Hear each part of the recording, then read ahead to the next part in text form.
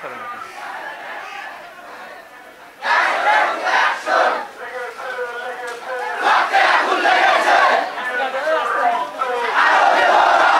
জনতার কাছে আমার প্রশ্ন, আমাদের দাবি মেনে নেওয়ার সম্মতি দেওয়া হয়েছে, ভালো কথা, কিন্তু আমাদের দাবিগুলো কতটুকু পূরণ করা হচ্ছে? আমরা কি এটা না দেখে চুপ করে ক্ষান্ত হয়ে ঘরে বসে থাকবো? কিন্তু এগুলোর জন্য আমরা ক্যাম্পাসের ভিতরে ঢুকাই মাদ্রাসার একজন অফিস সহকারী ইরফান স্যার আমাদের বললেন তোমরা জঙ্গি।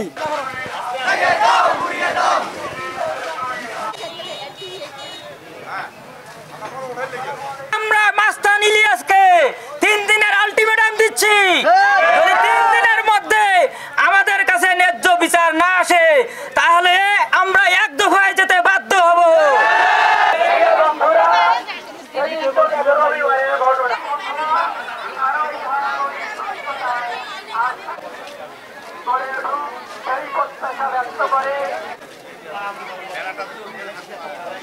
প্রিন্সিপাল সাহেব সঙ্গে কথা হয়েছে আমার অনেকবার যে আপনার এই বিল্ডিং ধসে পড়ছে, ওখানে ওই পূর্ব পাশের বিল্ডিং ধসে পড়ছে, আপনার এগুলো মেরামত করা দরকার, কিন্তু বাস্তবে কোনো কাজ হয়নি।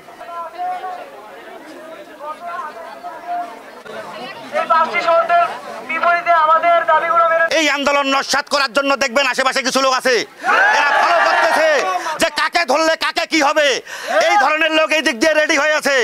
সবাই সাবধান থাকবা, এই আন্দোলন কোনোভাবেই যেন নিষ্ফল না হয় সেইটা সজাগ রাখার জন্য আমি বিশেষভাবে অনুরোধ করছি।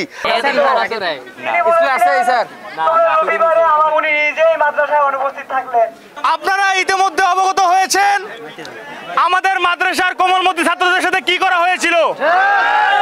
আমি আপনাদেরকে অনুরোধ করব তাদের পাশে দাঁড়িয়ে তাদের অধিকারগুলো আদায় করার জন্য সদস্য থাকবেন।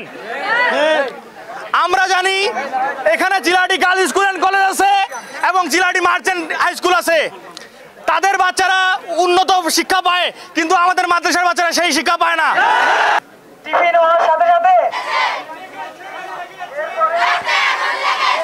ছাত্রদের আন্দোলন যৌক্তিক আন্দোলন, কি অপরাধ ছিল তাদের? তারা যৌক্তিক আন্দোলন নিয়ে আপনার কাছে গিয়েছিল।